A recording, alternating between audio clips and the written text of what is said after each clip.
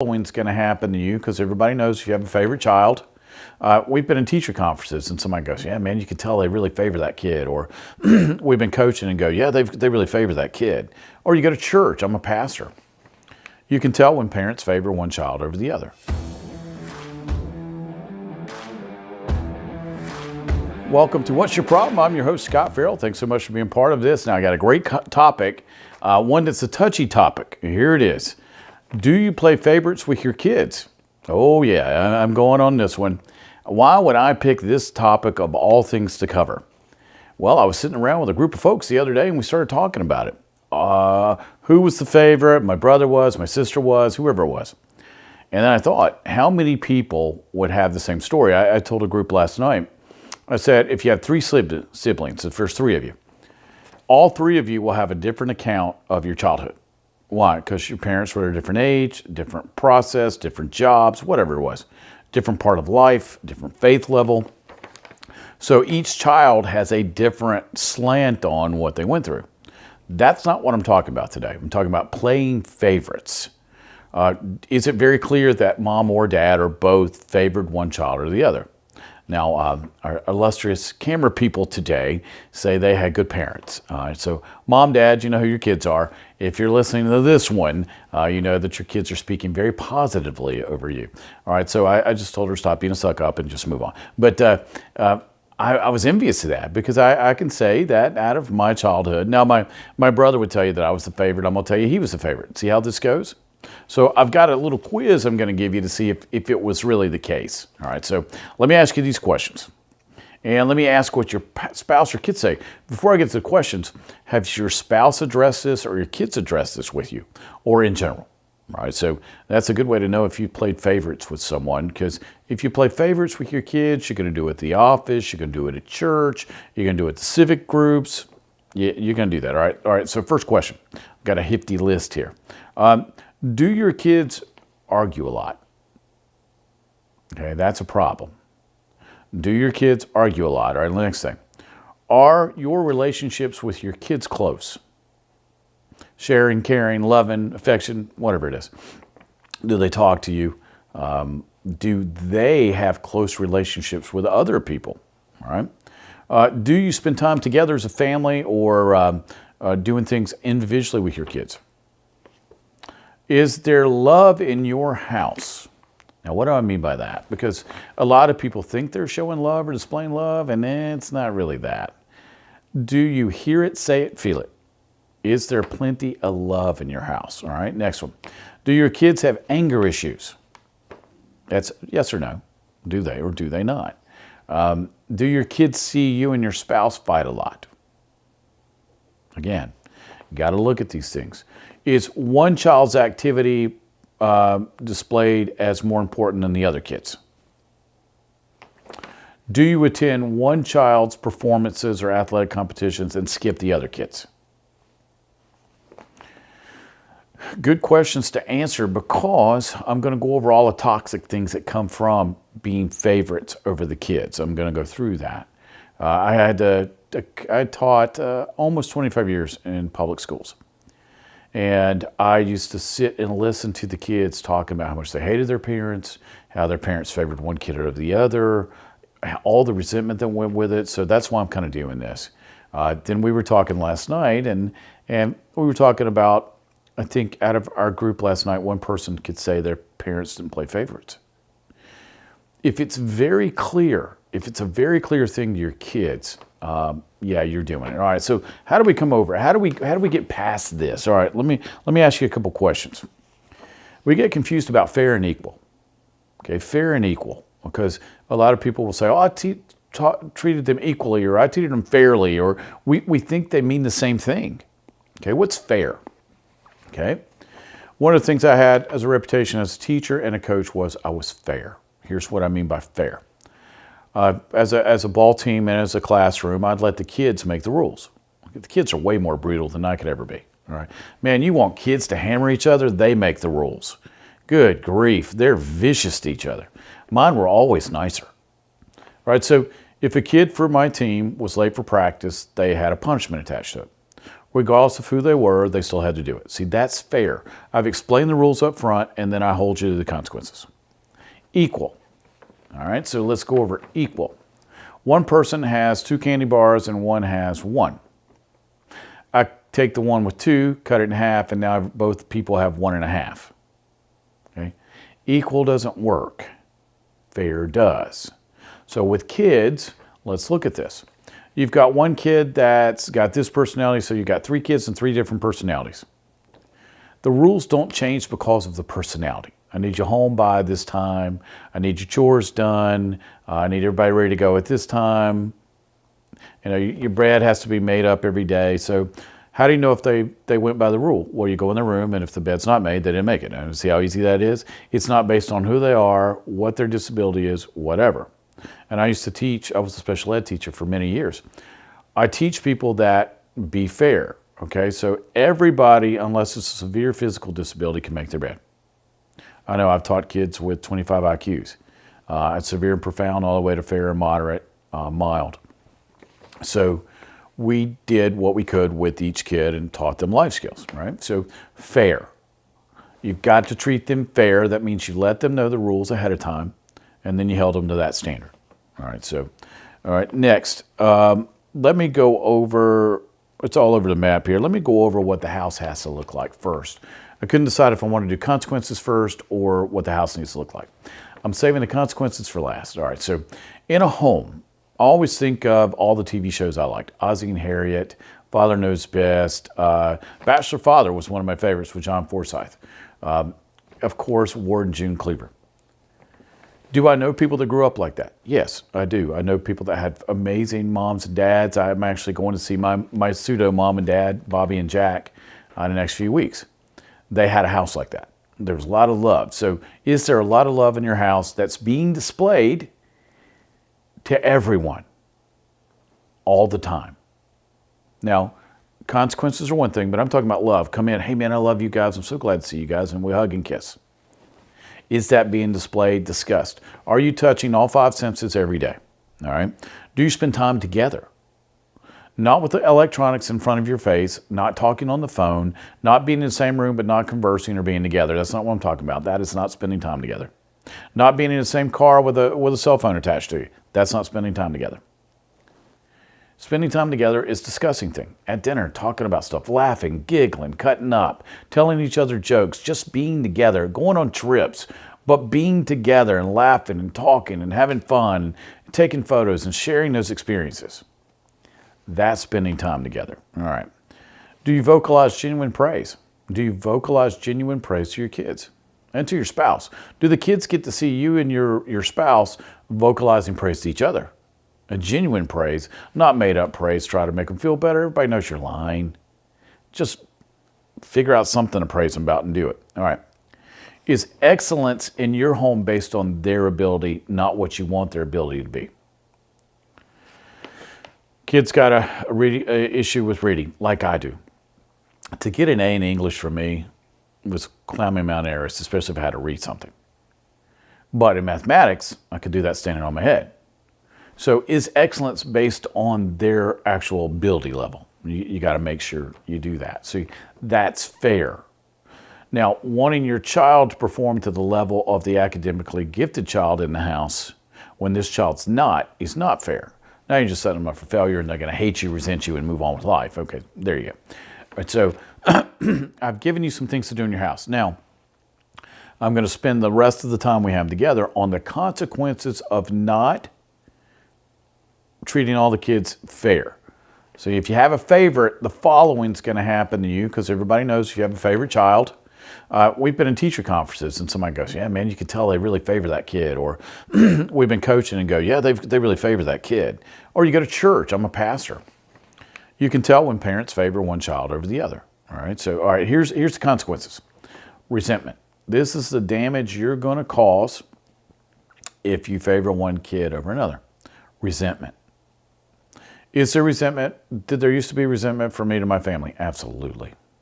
I mean, my mom and dad used to buy me presents not to go on vacations with my family. Come on, man. That still bugs me in some way or form. But resentment, they start to resent you because they see that you favor one person. It's no different than an office. Think about, if you had to ask people in an office, is there one person the boss favors over everybody?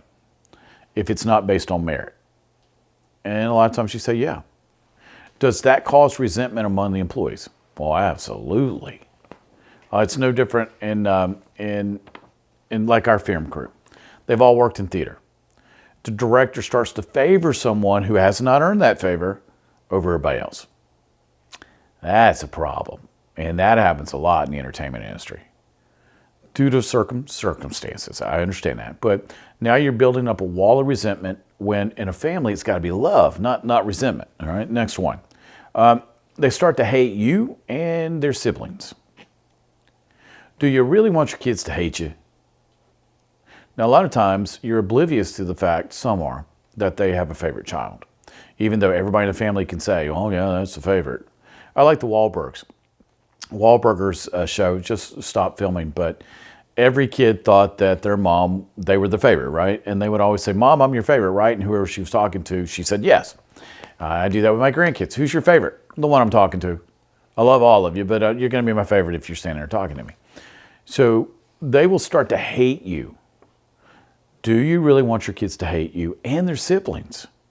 Man, that ain't no fun. That is no fun to hate your siblings. It's no fun to dread family get-togethers. It's no fun to sit and rehash everything you hated about being a kid every time you get together with your family.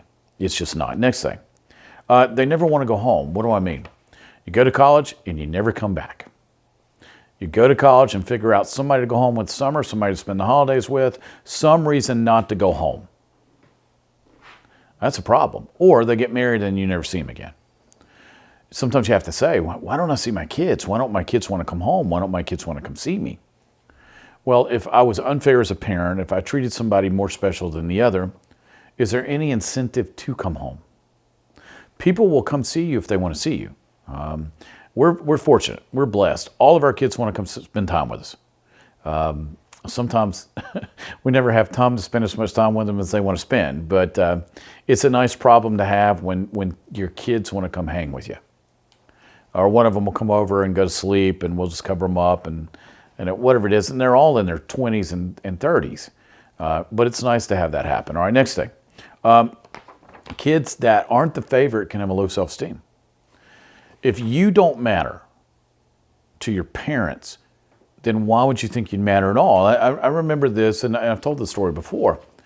My mom and dad were very generous in how they felt about me. My mom was kind enough to tell me that I was a mistake, that she didn't want me, she regretted ever having me, and that she really didn't care for me. All right. What I like is honesty. My mom and dad did not try to act like something one way and then go to another. At least my parents were honest and upfront with me. That's when I was in high school, my mom told me that. My brother had gone to college, so I guess mom felt like she could be honest with me now. And then later, my dad took me out to dinner. My mom and dad were divorced. And he sat down and told me I was a pointless POS and I would never amount to anything. He couldn't believe he'd ever spent money on me, was not going to send me to college because it just wasn't worth it, and that I would never amount to anything. He didn't have any time for me. And then if I ever went over to see my dad and pick up the child support check or alimony, my dad would step outside of his home, trying not to let me in, hand me the check and say, good seeing you, and turn back around and walk back in the house. Now, did not treat my brother that way. Now, my brother would probably swear I was the favorite, so I'm just saying this. But if that was the case, and that's all true, that all happened, I haven't forgotten what my mom and dad said to me. And I don't know if they told my brother that or not, because I've never asked him. But would that make me despise them and resent my brother? Even though my brother's not even part of this equation. My brother has never said anything like that to me before. And I don't know what they said to him, but what would my assumption be? Right, so I always admired the fact that my mom and dad told me the truth so I could move on with life and I could go ahead and get on with it, which I did. But it was very brutal to hear in the moment. But that generates hate, which I had to get past. Post-Jesus, I had to work on my hatred for my parents, and I had to get past that, and I had several pastors help me do that, and now I help people do that. Next one. They second-guess their abilities. Your kids will start to second-guess everything they do. Well, I'm not good enough for this. I'm probably not going to good enough. I probably couldn't go after that job. No, they probably wouldn't want to date me or marry me. So now you've got a kid that does nothing but second-guess what they are, who they are, where they're going, and what they can accomplish, because you picked one kid over the other. Okay, bad idea. Next, they experience a lot of rage and anger. Did I experience a lot of rage and anger? Well, let's look through my behavioral patterns. I like to fight. I like to destroy property. I wanted to burn stuff down. I wanted to burn down churches and hated all Christians and creation. I was an atheist. I was a drug addict, alcoholic. I was mad at the world and hated people. What do you think? Could you surmise maybe I had a little problem with rage and anger? I don't now. I mean, I got Jesus' love in my heart, and I'm a pastor, and everything's changed for me, and I've reprogrammed myself. But that's who I was in high school. All right, so playing favorites does have its problems. Next thing, anxiety and depression. Yeah, if you don't think you're loved, and you're told you're not loved, and you see clear favoritism of somebody else, does it start to work on your who you are as a person? Absolutely. You start to feel depressed. You get depressed every time you have to go home. You get depressed every time you have to be around your family. You start to feel this angst everywhere you go with them, and then other situations. Don't think because it happened at home, it doesn't bleed over to everything you do. Remember, 0 to 7, we're programmed. So what happened there will bleed over to every single situation we encounter in life. All right, so keep that in mind when you start showing favoritism to your kids. All right, failed relationships. They can have a long line of failed relationships. Why? They weren't good enough for you, so why should they be good enough for anybody else? And then they'll start picking people who mistreat them. Yeah, we can actually teach our kids how to date the wrong person. Not showing love, showing favoritism, they date the wrong people. So now you wonder, why has my kid been divorced 5 times? Well, they don't know who they are, where they're going, or what they're doing because you showed favoritism. So there you go. All right, so broken relationships. Next, they play defense attorney the rest of their lives. My wife did this. My wife's mom was difficult to say their best. Yes, I'm saying this on tape. I am. She's since gone on, so I can say this. She's no longer with us anymore. So now you've got to play defense attorney the rest of your life because you were made to defend who you were every second of every day with your parents and what they did and what they felt and what they were talking about. So now you're going to be a defense attorney in everything you do. So now you take everything personally. You have to defend yourself in every relationship, every business relationship, every personal relationship. And every time anybody says anything to you, it's defensive. And now you take everything personally. Did I say that well enough there? Yeah. You don't want to be the defense attorney the rest of your life. And these people also cannot take criticism. Why? Because you're coming after them, who they are, because as a child, that's what was done to them. Don't want to do that. Next one. Replay problem with the grandkids. That is true. What will happen is, if you played favorites, two sides to this coin. I'm going to talk about you first, and I'll talk about kids. You will actually pick a favorite grandchild. The grandchild that is the favorite of the child. So if you had a favorite child and you played favorites with, now that person's kids will be the favorites and the other ones won't matter. I've seen this play out countless times. Now, let's change this. The favorite child may pick a favorite child of their children. And now they've replayed. The problem with this is a behavioral pattern can repeat itself over multiple generations. So now we have no resolution in any of these problems. We've got a lot of emotional problems. We've got a lot of defense attorneys in the family, and they all feel like they have to defend themselves and can't take criticism. And now they get in relationships and can't resolve problems, and now they're divorced. And now we have multiple broken homes. Does that sound like something you thought about when you had kids? The answer is no. Next thing. And the last one. Nothing gets resolved. Everybody feels tense. And now they go through life tense, full of anxiety, some form of depression, not knowing who they are, where they're going, or what they're going to do, unable to build a relationship, unable to have something real, and unable to show love. I don't think that's what you were thinking about when you heard about that little bundle of joy that you're going to bring home from the hospital and that you wanted to love and spend time with. Okay, so I don't think that was the case. So now, what do you do about it? Just make a decision not to do it anymore. Figure out, sit down with the kids, sit down with everybody, analyze the situation, get it fixed.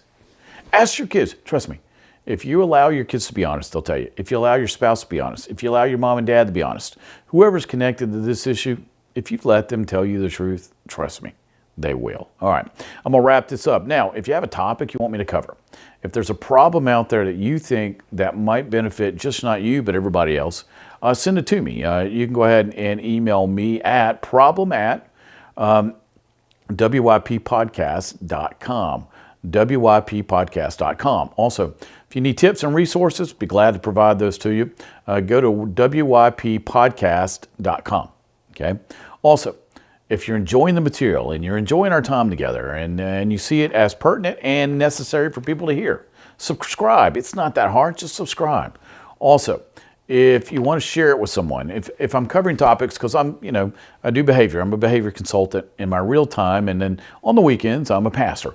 And pastor all the time. I'm just kidding. But if you see someone who needs to, share it with them. Also, share my information with them. The whole goal of this whole thing is to make sure people get answers to their questions. What do I do during the week? I solve everybody else's problems. That's what I do for a living. So if you want to read up on me, scotferrell.com is how you do that. But the show email is problem@wyppodcast.com. All right, so thanks so much for being part of my day. Thanks for spending a little time with me. I enjoy our time together. I like it when we get to talk about stuff. Well, I know I'm the only one talking, you're listening, but isn't that easy? That way we don't argue. You may be yelling at whatever you're listening to right now, but that's cool. You can always drop me an email. Hey, see how easy that is? All right, another exciting topic is going to be coming your way soon enough. Until then, take care.